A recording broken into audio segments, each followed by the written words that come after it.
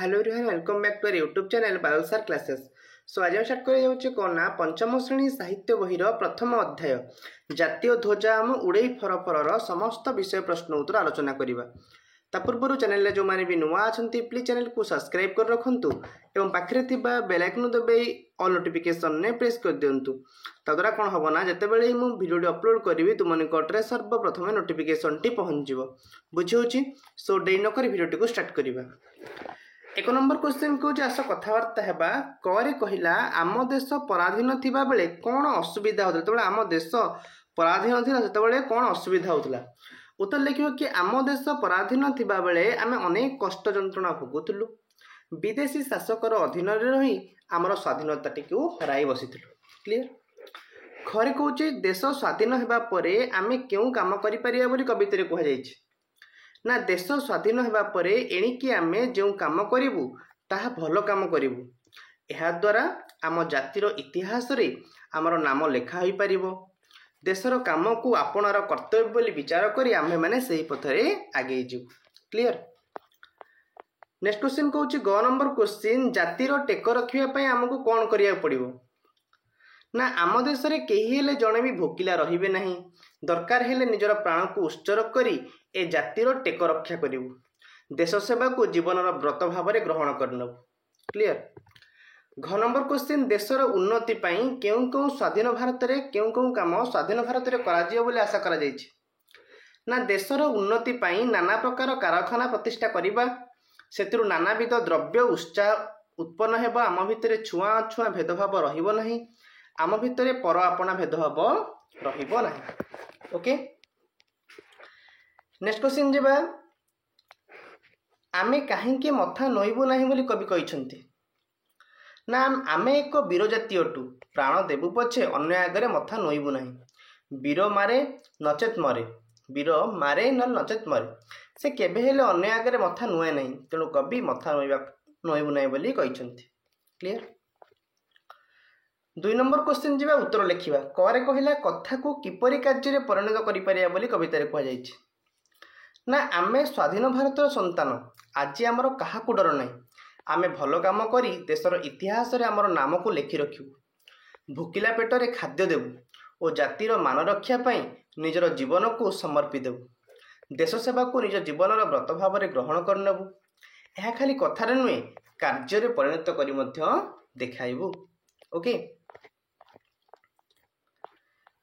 ख number question कहूँ स्वाधीन भारतर शिशु माने मर्त्यपुरी की परिवर्तन आनीपारिया कथा कहते। स्वाधीन भारतर शिशु माने मर्त्यपुरी की परिवर्तन आनीपारिया कथा कवि कहते ना स्वाधीन भारतर शिशु माने ए देश रे आउ काहाकू भोकिला रहियाकू देबे नहीं काहाकू अछुआ रहियाकू देबे नहीं समस्तंकर मंगल पाई काम करिवे समस्तंको आपणार मानिवे काहाकू पर बोली भाबिबे नहीं।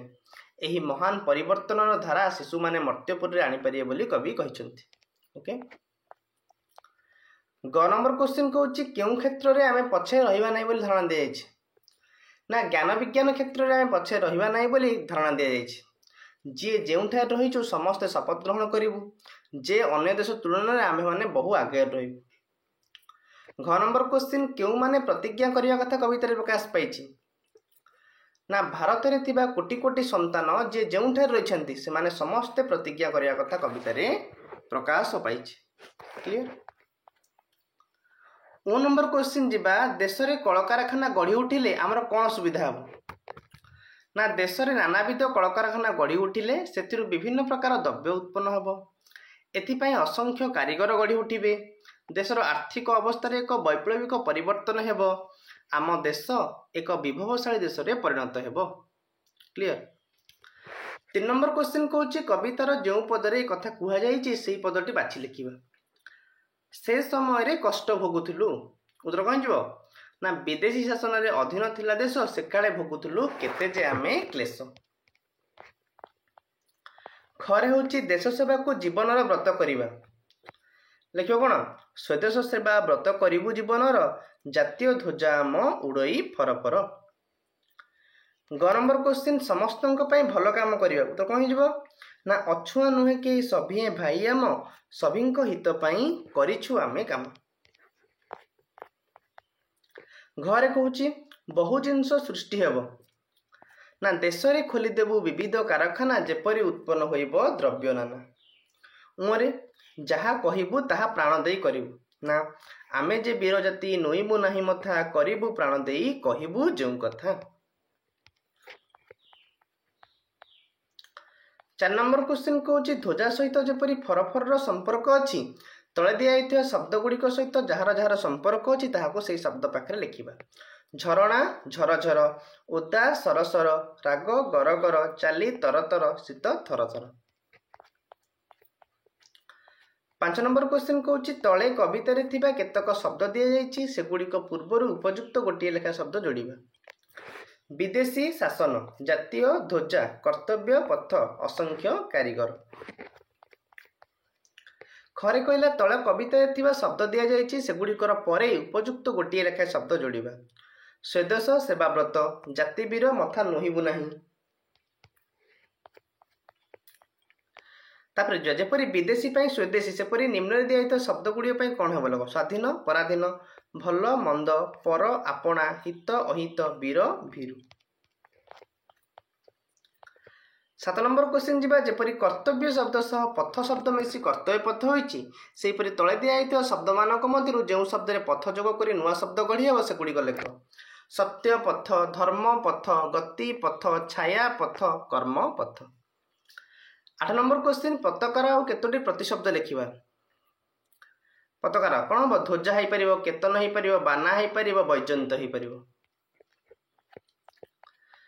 ତାପରେ 9 ନମ୍ବର କ୍ୱେଶ୍ଚିନ୍ ଯେପରି ଶାସନରୁ ଶାସିତ, ଦଳରୁ ଦଳୀୟ ହୋଇଛି ସେହିପରି ତଳେ ଦିଆଯାଇଥିବା ଶବ୍ଦମାନଙ୍କର ନୂଆ ରୂପ ଲେଖିବା। ଉତ୍ପାଦନରୁ ଉତ୍ପାଦିତ, ନାମରୁ ନାମିତ, ଜାତିରୁ ଜାତୀୟ, ବିଦେଶରୁ ବିଦେଶୀୟ, ଜୀବନରୁ ଜୀବିତ। ସରିଲା। 10 ନମ୍ବର କ୍ୱେଶ୍ଚିନ୍ କହୁଛି ତଳେ କ ଓ ଖ ସ୍ତମ୍ଭରେ କିଛି ଶବ୍ଦ ଦିଆଯାଇଛି ସେହି ଶବ୍ଦ ଦୁହିଁଙ୍କୁ ମିଳାଇ ଯେଉଁ ପଦଟି ହେଉଛି ତାକୁ ଗ ସ୍ତମ୍ଭରେ ଲେଖିବା। ଯେମିତିକି କାମ ତରତର, ଲୁହ ଝରଝର, ରାଗ ଗରଗର, ବଚନ ଖରଖର, ପତାକା ଫରଫର, ଓଦା ସରସର। ସରିଲା। ଏତିକି ଥିଲା ଆମର ବିଷୟ ପ୍ରଶ୍ନ ଉତ୍ତର। ଆଶା କରୁଛି ଆପଣମାନଙ୍କୁ ଏ ଭିଡ଼ିଓଟି ଭଲ ଲାଗିଥିବ। ଯଦି ଆପଣମାନଙ୍କୁ ଏ ଭିଡ଼ିଓଟି ଭଲ ଲାଗିଛି ନିଶ୍ଚିତ ଭାବରେ ଭିଡ଼ିଓଟିକୁ ଲାଇକ୍ କର, ଚ୍ୟାନେଲକୁ ସବସ୍କ୍ରାଇବ୍ କର ଏବଂ ମୋଷ୍ଟଲି ସାଙ୍ଗମାନଙ୍କ ସହିତ ସେୟାର ମଧ୍ୟ କରିନିଅ। Thank you so much.